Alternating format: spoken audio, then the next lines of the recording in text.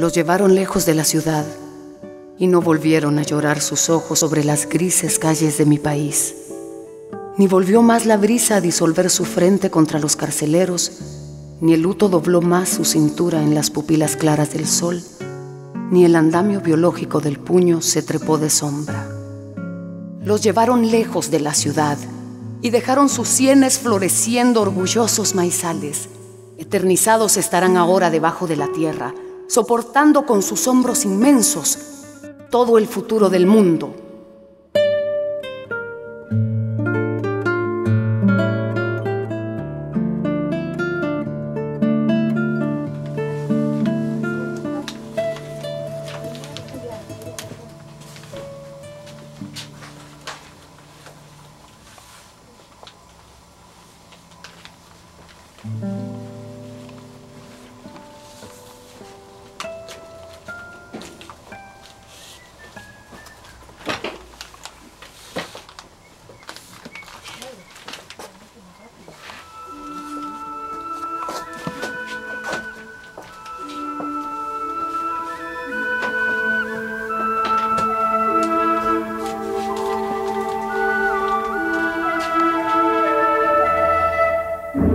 Entre los años 1960 y 1996, Guatemala vivió uno de los capítulos más trágicos de su historia, un conflicto armado interno, considerado entre los más sangrientos y largos de América Latina.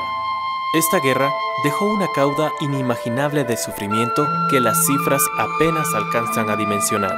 Aproximadamente 150.000 personas muertas, más de 45.000 víctimas de desaparición forzada, cerca de 2 millones de desplazados internos y refugiados en otros países, miles de hogares y familias desarticuladas y más de 600 aldeas arrasadas. El país se fragmentó y muchos hogares fueron desintegrados. El tejido social quedó severamente desgarrado y se extendió la sombra negra de una generalizada cultura de temor, violencia e impunidad. En ese marco, se registró un sinnúmero de violaciones a los derechos humanos, como ejecuciones extrajudiciales, genocidio, torturas, tratos crueles, inhumanos y degradantes, amenazas de muerte contra estudiantes, sindicalistas, jueces, abogados, testigos, periodistas, campesinos y jornaleros, sin distinción de género ni edad, a los que se les calificó como indeseables o desechables. La Policía Nacional surge como una entidad permanente a raíz de un decreto de la época de los liberales, es decir, el cambio de élites agrarias que se produce con el nombre de Revolución del 71 y va a tener dos ramas. Una rama va a ser la policía visible, uniformada, que yo de niño recuerdo en tiempo de Ubico era temida, y la otra todavía más temida, que es la policía secreta, con nombres diferentes, pero se ha mantenido. Todos los que de alguna u otra manera hemos vivido en diferentes épocas en el país sabemos cómo actúan estos elementos, ¿no? Quizás en los años últimos había sobrantes de policías, había policía de Hacienda, policía supuestamente civil, policía de seguridad, policía militar ambulante, etcétera. Para mí la Policía Nacional siempre es una memoria, digamos, de represión, de violencia, de destrucción de la población guatemalteca, especialmente porque la década de los 70, que fue la que yo viví en el movimiento estudiantil de secundaria, y a finales de los 70, cuando entré a la universidad, la policía era básicamente quien reprimía todas las manifestaciones. En esa época no hubo posibilidades prácticamente de discrepar con el gobierno o de tener alguna posición de oposición, sino que todas las manifestaciones eran reprimidas con gases lacrimógenos y muchos de nuestros compañeros fueron detenidos por la policía y fueron incluso torturados. La represión se desarrolló en Guatemala fundamentalmente porque el movimiento popular estaba resurgiendo, estaba reorganizándose, y la respuesta que el Estado dio fue precisamente la represión. En aquellos años 60-70, si bien es cierto, el ejército tenía una acción represiva, esa acción represiva era más bien en contra del movimiento guerrillero que ya había surgido y en el interior del país.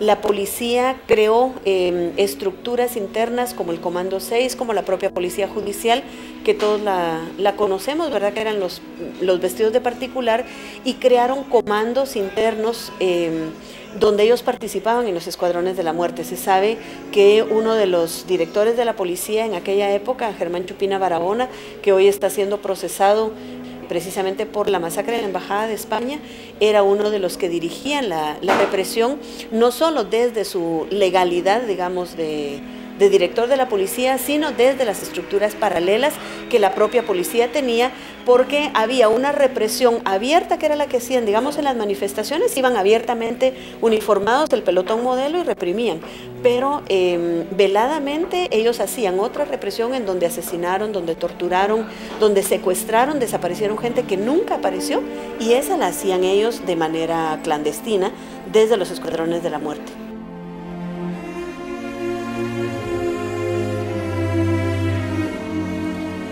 El 6 de mayo de 2005, el Procurador de los Derechos Humanos, Dr. Sergio Fernando Morales Alvarado, instruyó que se abriera un expediente ante la posibilidad de una explosión en un sector específico en la zona 6 de la ciudad capital. Medios informativos habían alertado sobre una gran explosión, producto del almacenamiento desde 1997 de material explosivo en la Academia de la Policía Nacional Civil. La noticia daba cuenta que un experto en bombas advertía sobre el peligro de una explosión inesperada. En ese momento, el magistrado de conciencia demandó a las autoridades trasladar los explosivos a otro lugar, pero no encontró respuesta a su petición.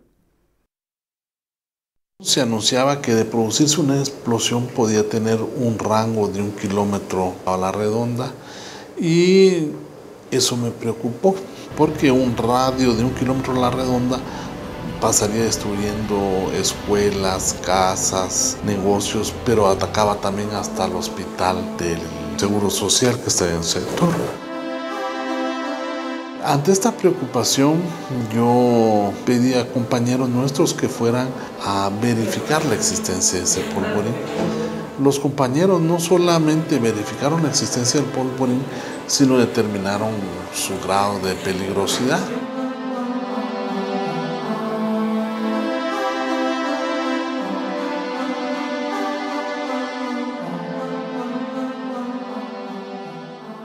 La madrugada del 17 de junio de 2005, pobladores de las zonas 5, 16, 17 y 18 despertaron aterrorizados luego de la explosión de un polvorín en la Brigada Militar Mariscal Zavala. En ese lugar se almacenaba alrededor de 1 tonelada de proyectiles de diversos calibres, residuos del material bélico que el ejército utilizó durante el conflicto armado interno. Esa explosión produjo una nube blanca que muchas personas aseguraban era tóxica, lo cual llevó a la posibilidad que el Procurador de los Derechos Humanos interpusiera un amparo contra el Ministro de la Defensa, el Ministerio Público y la Corte Suprema de Justicia, por el riesgo que se produjera una explosión en la Academia de la Policía Nacional Civil, donde se almacenaban 3.500 artefactos como candelas de dinamita, granadas, morteros y el químico denominado clorato de potasio. Aquel detalle de la explosión me llevó a tomar la decisión de plantear un amparo. Se iba a presentar a la mañana siguiente que tomé la decisión. Sin embargo, como esas cosas raras que pasan, como a las 5 de la mañana yo recibí una llamada donde se me indicaba que habían sido retirados los explosivos. Yo quedé con duda sobre que eso hubiese sido posible y entonces delegué en Edeliberto Cifuentes que realizara una inspección en el lugar.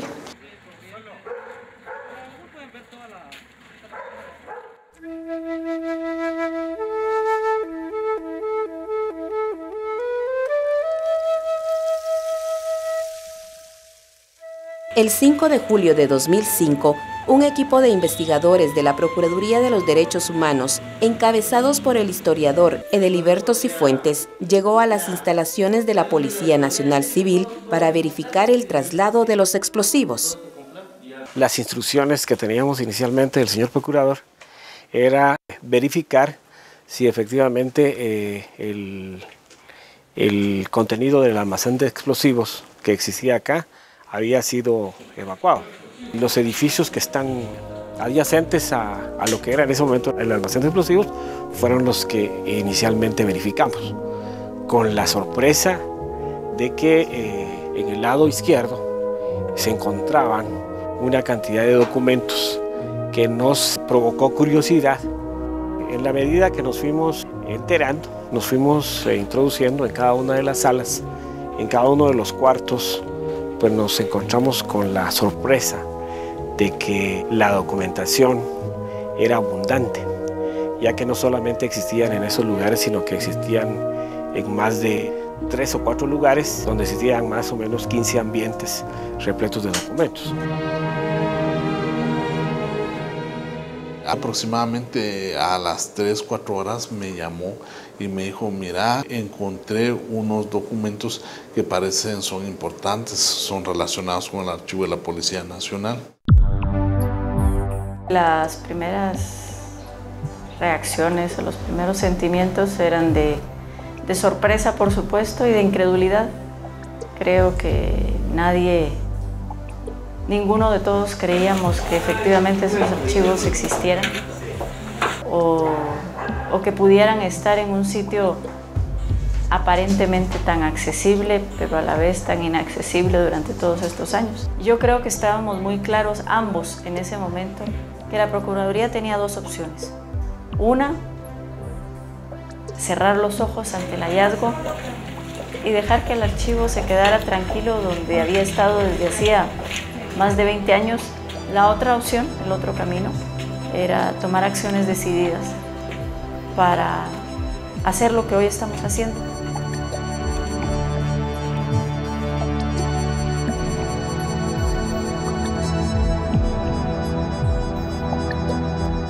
El Procurador de los Derechos Humanos ha planteado 4 acciones legales para poder realizar una investigación en materia de derechos humanos. La primera fue interpuesta tan solo algunos días después del descubrimiento. En una reunión de equipo planteo que había que iniciar una acción legal para quedarse con esos archivos. Había quienes sostenían que debía de hacerse una acción penal y yo siempre me sostuve en la perspectiva de derechos humanos. La razón era que lo penal era una acción sobre parte del archivo y de carácter muy temporal, mientras el tema de los derechos humanos no tenía tiempo y era amplio. Cuando se hizo el hallazgo del descubrimiento del archivo de la Policía Nacional, el Procurador de Derechos Humanos solicitó una orden judicial para poder realizar una investigación en lugares y en documentos que evidenciaran si estaban documentados violaciones a los derechos humanos durante el conflicto armado. El 12 de julio del 2005, el juzgado de primera instancia emitió la resolución permitiendo al procurador poder realizar la investigación que solicitaba y para ello nombró depositaria a la agente de la Policía Nacional que estaba a cargo de dicho archivo. Cuando las autoridades de gobernación se enteran de la medida, tratan de trasladar la potestad del archivo a otras instituciones. Entonces se inician acciones para que no fueran trasladados los documentos, así como para incorporar otros archivos que se encontraban en antiguas subestaciones de la Policía Nacional y en el interior del país.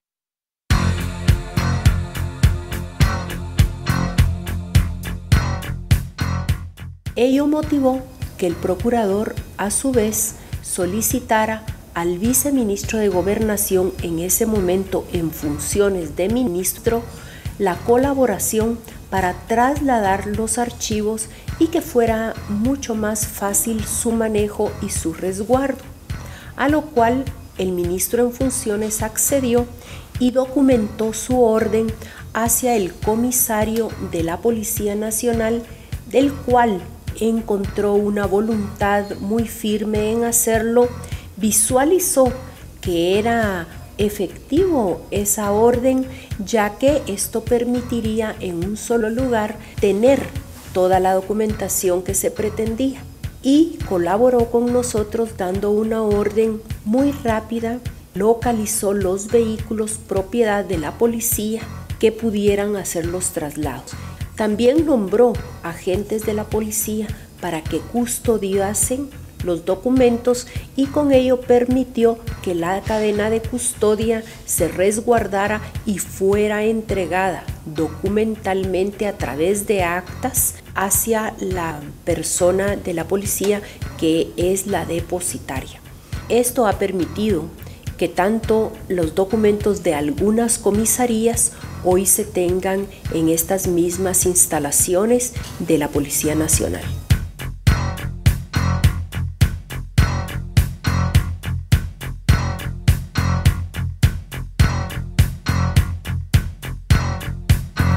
Creo que es una iniciativa muy importante. En Guatemala estamos muchas veces acostumbrados a no conservar la historia, ¿verdad? Es un esfuerzo grande. Yo participé también en la visita que se hizo a las instalaciones del antiguo Palacio de la Policía Nacional, donde también había otra parte. Y en intentos muy fuertes de parte de algunas instituciones para también lograr trasladar todos los archivos que existían en prácticamente todas las comisarías del país.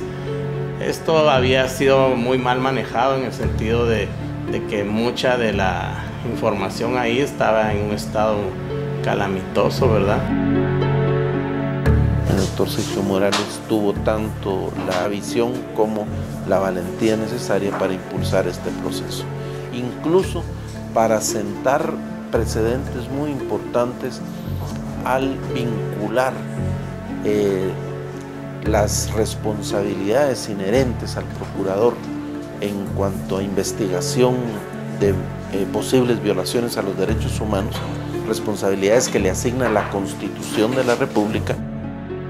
Esta decisión requirió, en primer lugar, una conciencia muy grande sobre la trascendencia que este archivo tiene para Guatemala.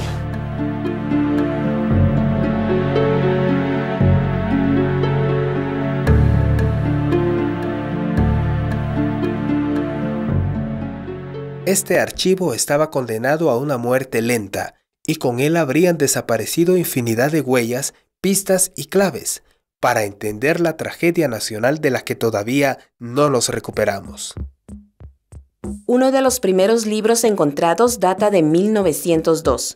Eso se convirtió en el referente de antigüedad de los documentos allí almacenados. Las plagas de diferente tipo, unido a la humedad, habían provocado el deterioro y, en algunos casos, la destrucción de documentos. De aquellos momentos solo quedan algunos relatos y muchos recuerdos. Era un archivo muy grande, que había muchas casas, mucho material hemerográfico, que estaba muy mal cuidado, que había ratones, había murciélagos en el lugar y que el lugar era inhóspito. Sin embargo, desde el primer momento en que lo vi, tenía conciencia clara de su importancia. Venía a ver esto. Cuando llegué por primera vez en agosto 2005, el archivo todavía estaba en condiciones terribles. Todo el papel en cuevitas con gotas de agua entrando y murciélagos y algo impresionante, muy feo y casi inimaginable. He visto varias colecciones de archivos en Argentina, en Paraguay, algunos como visitante y otros mirando a las fotos y hablando con mis colegas en el mundo archivística. Nada me preparó para el choque de conocer este archivo por primera vez.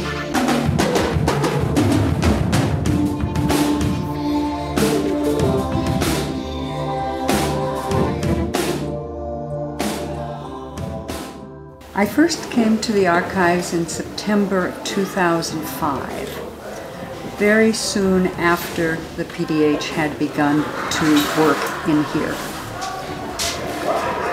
Many of the windows were broken. Many of the skylights in the roof were broken. Documents were piled on the floor. They were piled higher than my head. Bats were flying in through the open windows. There were bird feathers. There was bird manure on some of the documents. Some of the documents were standing in water. It was raining because it was the rainy season. I would be looking at documents and rain would be coming on my head. Tú no tienes la necesidad de que estos documentos sean rescatados a cualquier costo. Es decir, uno no puede pensar de que estos documentos están abandonados, tienen polillas, tienen humedad, tienen hongos, ratas, hay pulgas, de que hay zancudos y que hay murciélagos, sino que de inmediato. Una de las necesidades que a mí me atrapó fue precisamente de cómo y a través de qué mecanismos poder recuperar de manera inmediata estos documentos.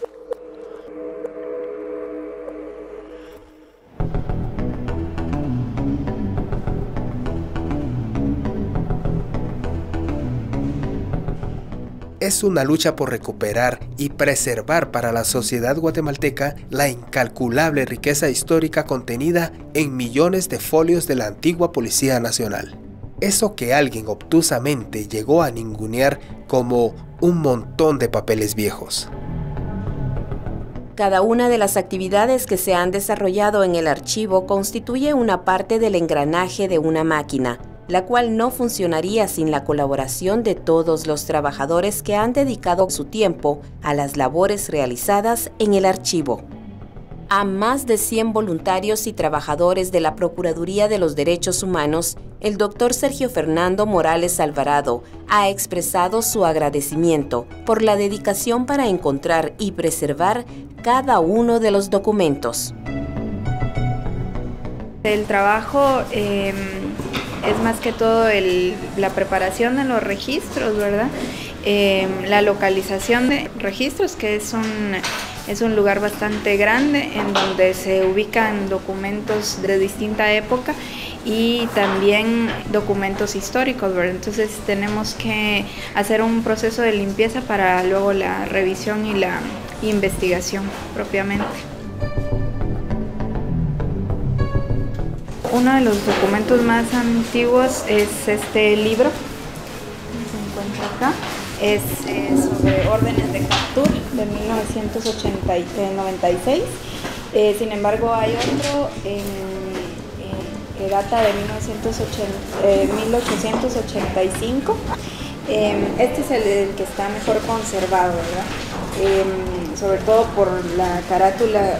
El grueso de la carátula ha permitido que los insectos no lo dañen como otros documentos.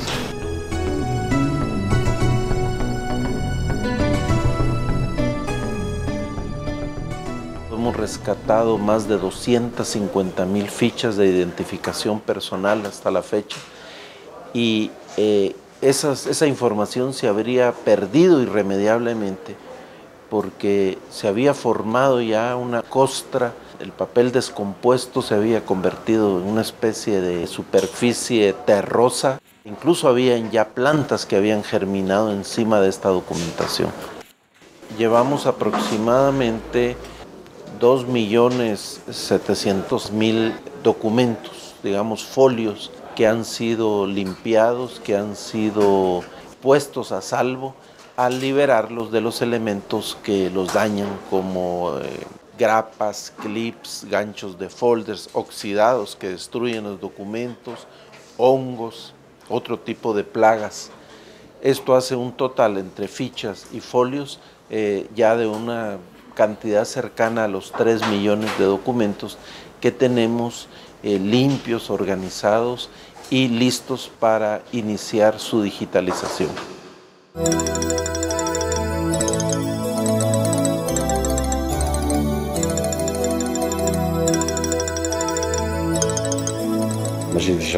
Hier, on a eu une discussion, j'ai dit que quand j'avais vu ça avant 25 ans, je me tournais et puis je courais loin que je peux. Et aujourd'hui, je vois qu'est-ce qu'ils ont fait comme travail pendant les derniers ans. C'est un temps relativement court. Et c'est incroyable qu'est-ce que le peuple, qu'est-ce que les ouvriers ici, qu'est-ce qu'ils arrivaient. C'est formidable.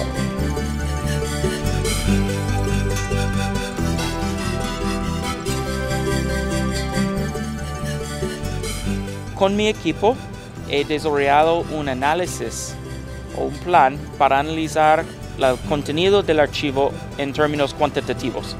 Es decir, sin leyendo todos los 80 millones de páginas, ¿cómo podemos entender el contenido de los documentos? ¿Qué tipos de documentos hay? ¿Qué tipo de comunicaciones hay entre instancias de la policía o otras instituciones del Estado? ¿Qué tipo de información fue transmitido en esas comunicaciones?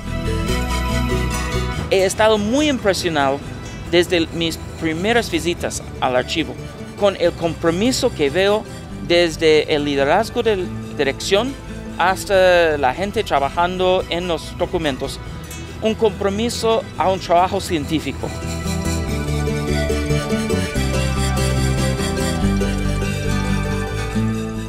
Todas las personas que están involucradas han hecho esfuerzos adecuados, algunos incluso dando más allá de lo que sus contratos les disponía, han sido realmente verdaderos voluntarios.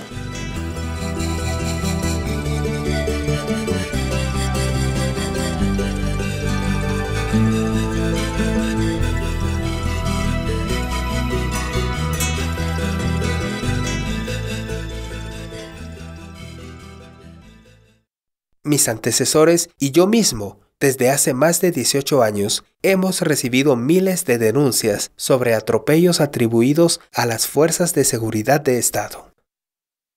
En el archivo hay mucha documentación que importa a cientos o miles de personas, por lo tanto, tiene un valor histórico por sí mismo.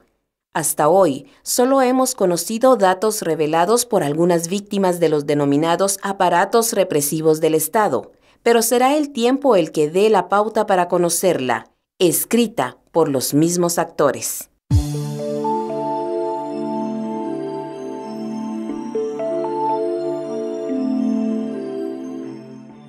Yo creo que es uno de los hitos más importantes en materia de búsqueda de la verdad para Guatemala, el descubrimiento del Archivo Histórico de la Policía Nacional. Creo que es una oportunidad valiosísima para tener la versión documental de los perpetradores, porque efectivamente los testimonios que hay, los informes que se han conocido, descansan fundamentalmente en la voz de las víctimas. En este caso, conociendo y tipificando a esta estructura del Estado como un aparato represor y ejecutor, encontrando su archivo de funcionamiento, obviamente estamos teniendo en nuestras manos la visión documental de las acciones, de las actuaciones, de las prácticas cotidianas de una estructura perpetradora, ¿verdad?, de un victimario.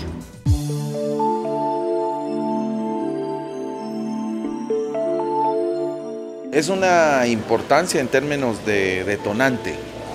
Yo diría que hay muchísima preocupación en un país que es absolutamente incapaz de conocer y de sistematizar su historia, que en la escuela primaria, que en la escuela secundaria, que la educación más sistemática en Guatemala no se enseña la historia. El aparecimiento de documentos que permiten ir teniendo pruebas de la evolución de las instituciones del Estado en un periodo altamente conflictivo, de un periodo oscuro de su historia, es fundamental. En términos generales, en la historia de este país,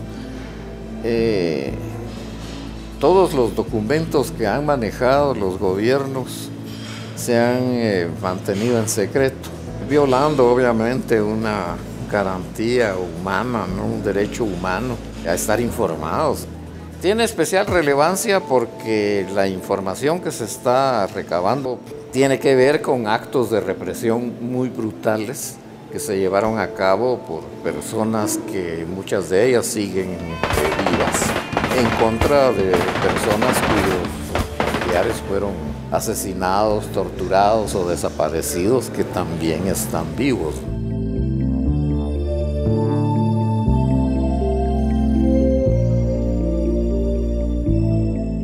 Tiene un valor histórico amplio temporalmente. Si usted quiere encontrar dónde están los archivos, tiene que ir al lugar más húmedo, más oscuro y más recóndito. Ahí van a tirar los documentos. Entonces, el hecho de que esto se haya encontrado y sobre todo que se esté recuperando, que se esté haciendo mucho por protegerlo y por comprenderlo, eso es fundamental, pues. Maravilloso lo que tienen. O sea, realmente pocos países han podido rescatar de la policía, o sea, de los organismos represores, la documentación.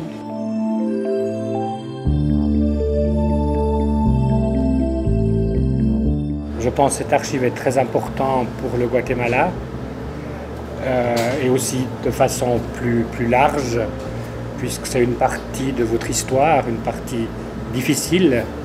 Et c'est très important que cette archive soit sauvée, parce qu'actuellement elle est encore en danger, surtout à cause de la quantité, de l'état du papier. Donc il faut d'abord la sauver. Ensuite, il faut bien la décrire, qu'on sache ce qu'il y a dans l'archive. Et après, c'est clair, il faudrait pouvoir la mettre à disposition du public pour que toute la population du Guatemala, mais je pense aussi au niveau du monde, puisse prendre connaissance de cette archive. Ça fait partie pour moi de la mémoire, puisque c'est une archive historique.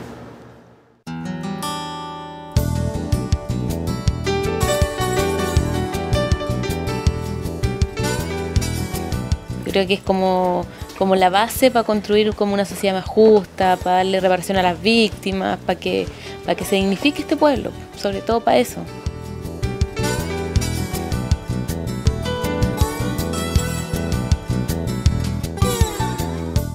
Hemos encontrado que mucho más de los documentos contiene información que puede ser relevante a violaciones a los derechos humanos. Alrededor de 15 a 20% de los documentos tiene algo de hacer o implica algo sobre una o más violaciones a los derechos humanos. Puede evaluarse la importancia de un acervo documental como este desde diversas ópticas. La óptica puramente del valor cultural e histórico que una documentación semejante tiene. En segundo término, creo que tiene una importancia crucial en la reconstrucción de la historia reciente y de la memoria de un país tremendamente golpeado por la violencia. Por último, creo que tiene una relevancia particular en materia de derechos humanos. La posibilidad de revelar con pruebas documentales, de haberlas, que las violaciones de derechos humanos que se han señalado durante todos estos años sucedieron en aquellos, y que ha habido siempre quien cuestione que haya sido real, que esas cosas sucedieron.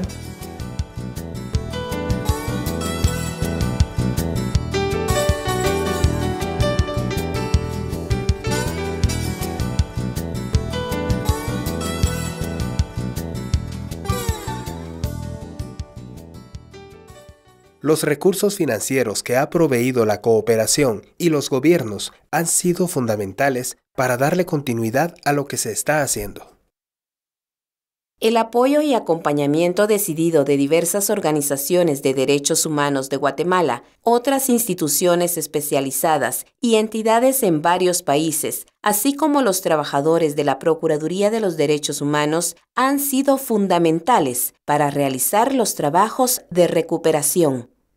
El procurador quiso tener opiniones desde la técnica archivística de cuál era el hallazgo, la importancia de esta documentación, y por ello se solicitó hacia entes internacionales que conocen del valor histórico de la documentación su opinión.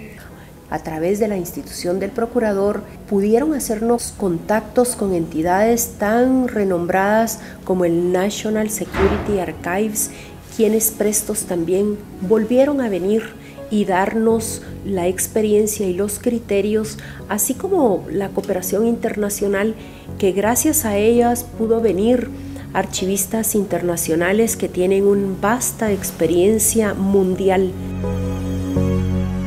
Las capacidades instaladas del procurador no eran suficientes como para atender las enormes demandas que ese archivo implicaba para asegurar su seguridad, su acceso y las etapas posteriores de preservación y de conservación y de archivística que han venido. En el caso de la comunidad internacional, yo resaltaría contar con el apoyo moral, respaldo moral que se ha traducido en apoyo financiero, sin el cual la institución no hubiera podido dar continuidad durante ya más de un año al trabajo que se venía haciendo en el archivo. Los recursos financieros que ha proveído la cooperación y diferentes agencias cooperantes y gobiernos ha sido fundamental para poder darle continuidad a lo que ahí se está haciendo.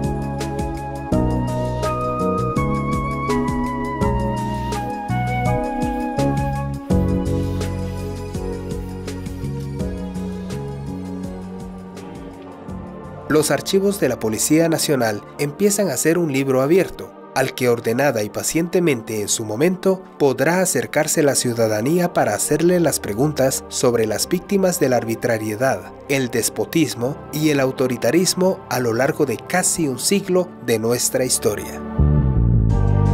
En realidad no hay un conteo exacto porque es imposible. Lo único que hemos podido hacer es hacer un cálculo en base a los metros lineales de fardos, de paquetes de documentos que existen en el archivo, y por lo tanto las estimaciones oscilan entre los 60 a 80 millones de documentos. O sea, cuantitativamente por supuesto que falta muchísimo, pero esto es un proceso. Lo más importante era sentar las bases archivísticas, las bases técnicas, las bases científicas sobre las cuales este archivo se va ordenando, se va organizando, se va convirtiendo en un archivo no solamente puesto a salvo, no solamente preservado, sino sobre todo organizado y accesible.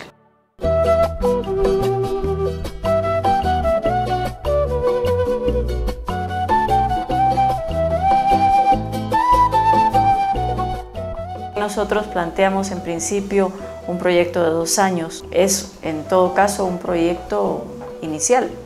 2 años para un archivo de las dimensiones de este es solo un primer paso que va a llevar efectivamente no sabemos cuánto, 10, 15 años, probablemente resulten pocos todavía. El Estado de Guatemala debería dedicar recursos que hoy no dedica ni siquiera al Archivo General de Centroamérica, pero debería dedicar recursos a este y a todos los archivos del Estado, que estamos seguros guardan todos en su interior documentación valiosísima, y que este debería entenderse apenas como un proyecto piloto de lo que puede hacerse con los diversos archivos de las instancias del Estado, y creo que los distintos gobiernos que hoy tenemos y que puedan venir, deberían ya empezar a valorar la posibilidad de destinar mayores recursos a un esfuerzo por conservar y preservar la memoria histórica de este país, escrita a partir de las instancias del Estado.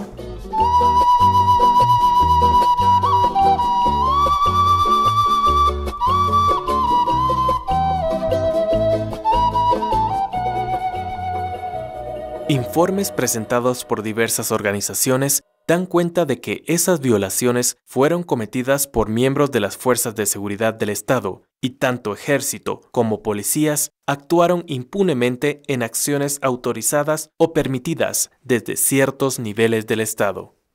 Durante muchos años, hijos e hijas, hermanos, hermanas, esposos, esposas y en algunos casos, padres y madres de cientos o miles de desaparecidos han mantenido la esperanza de encontrar a sus familiares. Hoy, la llama de la esperanza parece iluminar un poco más esos hogares. Este archivo abre la posibilidad de encontrar algunas historias sobre personas desaparecidas, encontrar datos sobre lo que ocurrió durante el conflicto armado interno y con ello revelar una verdad silenciada que es la verdad de Guatemala, escrita desde la Policía Nacional durante más de un siglo. Este archivo es con toda seguridad un museo para todos y todas las guatemaltecas. Este valioso acervo documental es un factor importante para que los niños conozcan cómo funcionaron sus instituciones y para que todos y todas digamos nunca más al dolor y desangramiento entre hermanos y con ello propiciar de nuevo las bases para una sociedad justa y fraterna.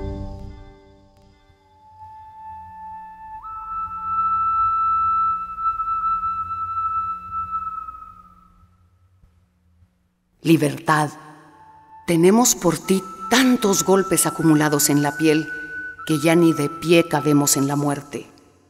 En mi país, la libertad no es solo un delicado viento del alma, sino también un coraje de piel. En cada milímetro de su llanura infinita está tu nombre escrito, libertad.